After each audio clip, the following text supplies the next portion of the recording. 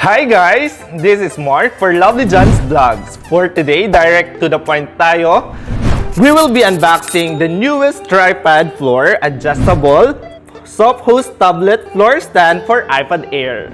Before that, sa mga bago sa channel na to, don't forget to like and subscribe and ring the bell for more updates. Okay, let's start the unboxing. First, So, sinanitize na namin siya.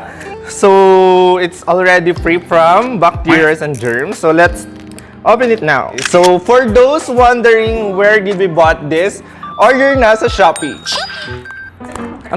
So, I'm already excited for the product. Yee, dumating na siya! Okay. So, this is the product.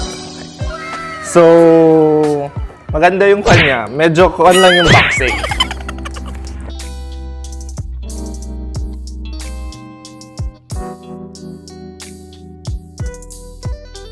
I'm using a cutter kasi mamaya dahil lang sa salita ako ng salita, nakat ko yung kamay ko. Hindi naman siya worth. Are you ready, guys? So this is the product. So it comes in a bag. So inside the bag are this stand itself. Oh!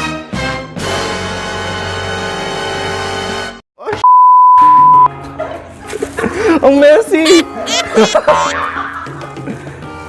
Sira na siya.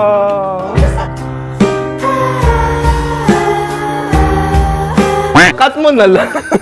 Hindi ba pwede naka-table kasi ako wala akong mapaglagyan actually talaga. So, this is the holder, guys, kung saan nyo ilalagay yung gadget. And you connect it to this pivot thing.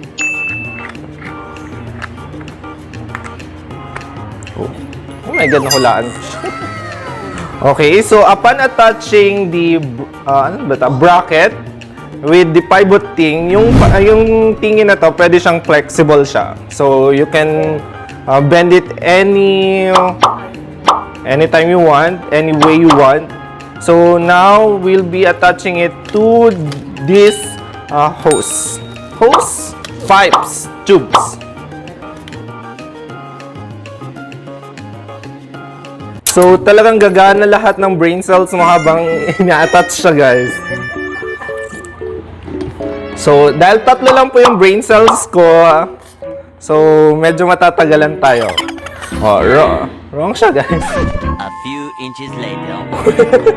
3 weeks later. Hindi siya mapagdugtong. Several bad puns later. Yeah. 2,000 years later. Go, Mark. Okay, so we're all set. So, upon pinagkabit-kabit, ito na po yung final product. So, now we'll be attaching the gadget.